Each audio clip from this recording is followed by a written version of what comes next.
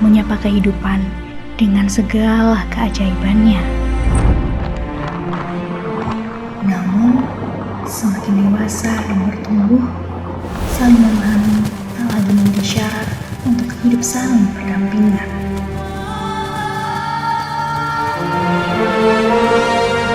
Keegoisan dari cara manusia menikmati kehidupan kian menunjukkan keseimbangan bumi semakin terancam. Ya, yang kalian lihat bukanlah gunung tempatmu berekreasi, namun timbunan dari dampak kurangnya rasa tanggung jawab manusia dalam menjamu kebaikan alam itu sendiri.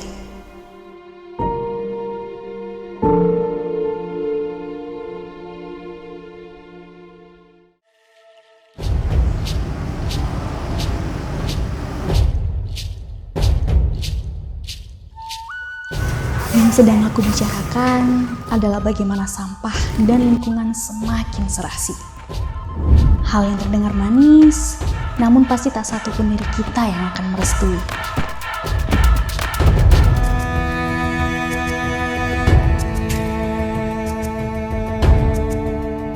Dari berbagai rupa jenis sampah, plastik adalah yang paling dekat dengan kehidupan sekaligus menjadi hal yang paling diremehkan ketika tak lagi merasa dibutuhkan. Apalagi jika kita tahu bagaimana sampah plastik mulai tak terkendali, baik dari penggunaan maupun pengelolaannya.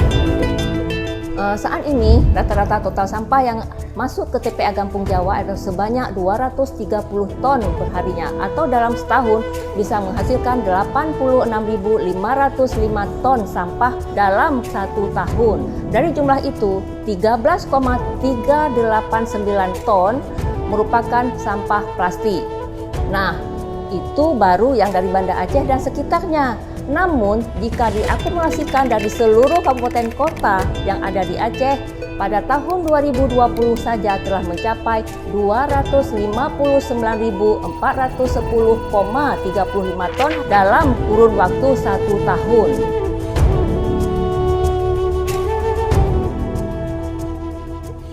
Plastik sebagai bagian dari sampah sekali pakai masih menjadi jenis sampah yang paling mengancam bagi ekosistem kita. Bayangkan, benda yang jika kita hembus dengan mulut saja terbang, namun tumpukannya di penampungan bisa mencapai berton-ton.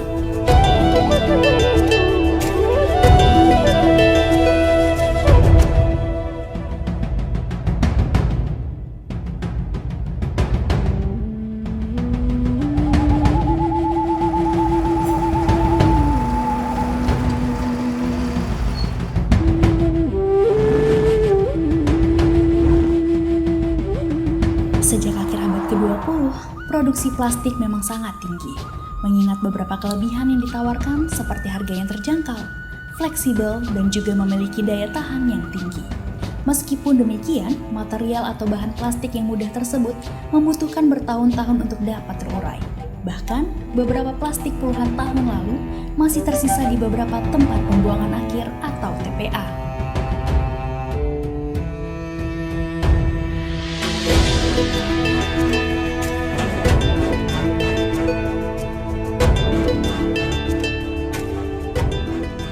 Sebenarnya sampah plastik itu ada bermacam jenisnya. Setiap jenis itu membutuhkan penanganan yang berbeda-beda. Ada jenis plastik yang sulit terurai secara alami, atau bahkan beberapa jenis yang membutuhkan proses khusus agar bisa digunakan kembali. Saya akan coba jelaskan sedikit terkait dengan jenis plastik yang sangat dekat dengan kita, yaitu yang pertama adalah plastik yang berbahan dasar polyethylene terephthalate atau disebut juga sebagai plastik PET. Masih sangat minim sekali pengetahuan masyarakat kita mengenai plastik berbahan dasar PET ini, bahwa jenis ini tidak boleh digunakan lebih dari 1 kali. Kemudian hal lainnya, jika terkena air panas, jenis PET ini punya kandungan yang sangat berbahaya. Maka dari itu kita harus berhati-hati dalam penggunaannya. Contoh produk yang sering kita temui berbahan dasar PET ini adalah botol minuman kemasan plastik. Terus yang kedua, plastik yang berbahan dasar low density polyethylene (LDP). Jenis ini memang masih bisa terurai alami, tapi membutuhkan waktu yang sangat lama. Contoh produk dengan menggunakan bahan dasar ini adalah plastik kantong belanja, yang biasa kita gunakan kalau pergi ke pasar, bungkusan roti sandwich atau kantong sampah, atau juga termasuk Babelwort dan lain-lain. Jenis sampah plastik berikutnya adalah plastik yang berbahan dasar polipropilena atau PP, jenis plastik yang paling tahan lama dan paling tahan panas daripada yang lain. Namun di balik kelebihan itu sekaligus memberikan konsekuensi terhadap lingkungan. Sedotan plastik misalnya, benda yang dianggap remeh karena berukuran halus, sementara itu tingkat kebutuhannya juga tinggi. Bayangkan, dalam sehari terdapat 93 juta sampah sedotan plastik di Indonesia. Jadi tidak heran kalau laut harus berbagi lahan dengan sampah ini yang kemudian menjadi ancaman bagi mamalia laut karena mereka menganggap sedotan plastik sebagai makanan.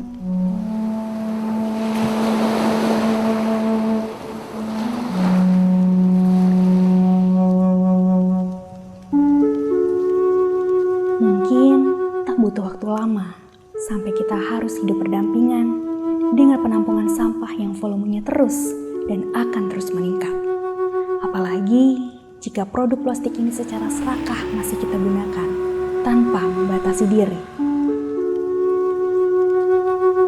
Kalau kita melihat timbunan sampah yang menyerupai gunung yang ada di TPA itu, nah itu sampah yang berhasil dikumpulkan atau dikelola oleh petugas kebersihan. Lantas pertanyaannya, bagaimana dengan sampah yang tidak dapat diakses atau dijangkau oleh petugas sama sekali? Maka sampah-sampah ini kemudian berakhir di tempat yang sama sekali tidak kita bayangkan. Plastik ini bisa puluhan bahkan ratusan tahun dia mengendap di tanah, yang kemudian salah satunya menyebabkan terjadinya bencana banjir. Artinya apa? Sampah ini mempunyai kemampuan merusak lingkungan secara sistematis, masif, merusak kesehatan manusia, lingkungan tempat kita berada, sampai menjadi ancaman terhadap keseimbangan ekosistem secara umum ya.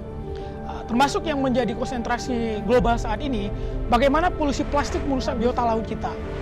Tidak jarang ada skenario hewan yang menyalahartikan sampah plastik ini sebagai makanan dan berakhir pada rusaknya pencernaan. Karena apa? Karena memang tidak seharusnya dikonsumsi.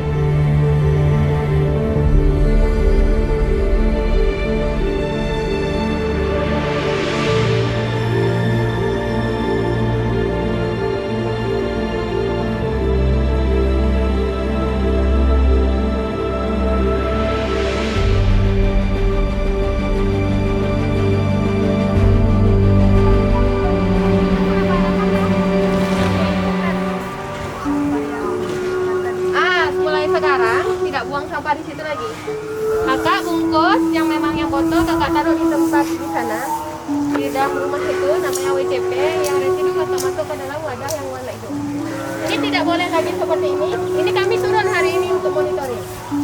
Yang itu juga rumah siapa itu? Tolong kasih tahu jangan kayak gini buang sampahnya. Sebagai daerah, kita telah berhasil mengupayakan bagaimana kebersihan dan pengelolaan sampah ini terorganisir. Selain dengan edukasi terkait lingkungan, memaksimalkan kinerja petugas kebersihan dan kebijakan plastik berbayar. Namun yang masih menjadi kendala saat ini adalah bagaimana sampah tersebut mampu dikelola secara maksimal sedari rumah. Sesederhana memilah tiap sampah sesuai dengan jenisnya.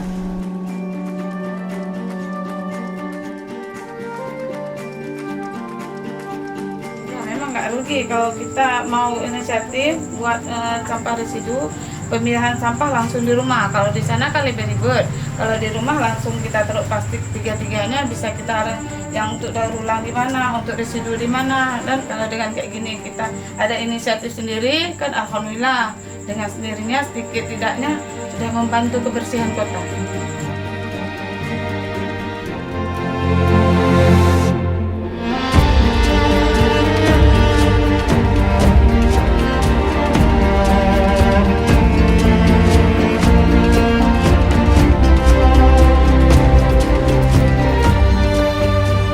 Upaya dalam mensosialisasikan serta edukasi terkait pemilahan sampah telah gencar dilakukan banyak pihak. Hal ini tentu butuh proses yang sangat lama jika belum terbangun kerjasama di lingkungan masyarakat, khususnya anak-anak muda atau mahasiswa yang diharapkan mampu menjadi ruang pemahaman yang baik kepada lingkungannya.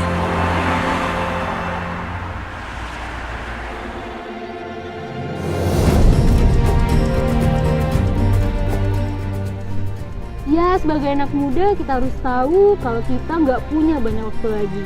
Apa yang kita rasakan hari ini adalah dampak dari puluhan bahkan ratusan tahun lalu. Bagaimana penggunaan plastik ini sejak ditemukannya tidak termanage akibat belum adanya pemahaman yang luas pada saat itu. Tapi beda dengan sekarang.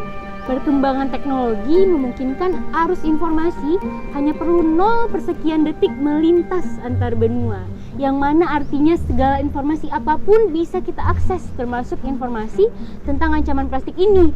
Yang kalau kita biarkan terus terjadi, di tahun 2050 nanti jumlah sampah plastik telah diprediksi akan lebih banyak daripada hamparan ikan di laut.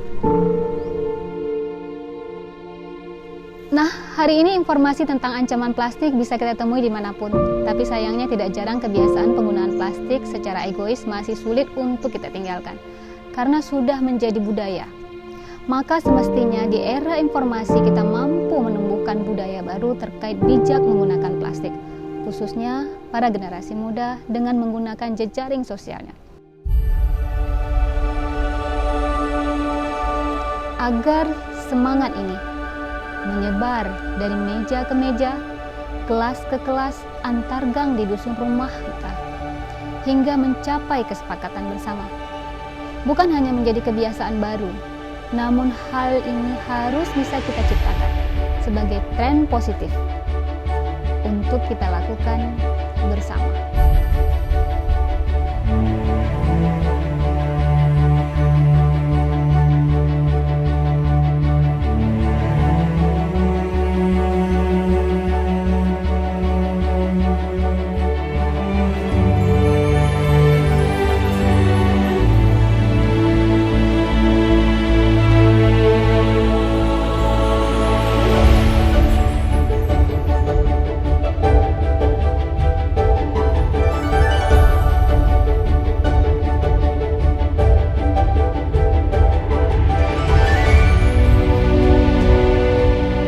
Terkait pencemaran lingkungan, Jepang pernah mengalami satu wabah penyakit terburuk sepanjang sejarah mereka. Perlu puluhan tahun hingga mereka akhirnya mendapatkan predikat sebagai salah satu negara terbersih saat ini.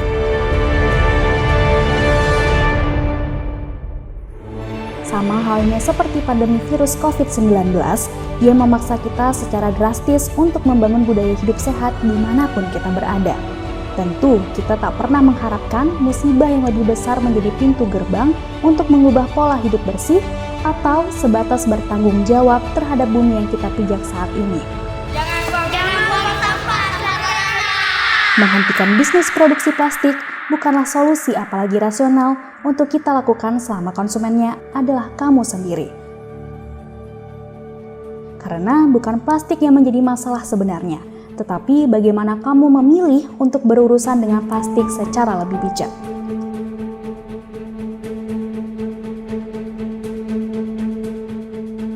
Lingkungan yang tak tercemar akan berjodoh dengan manusia yang saling mengerti satu sama lain. Tentu, romantisme seperti ini yang kita idamkan, bukan?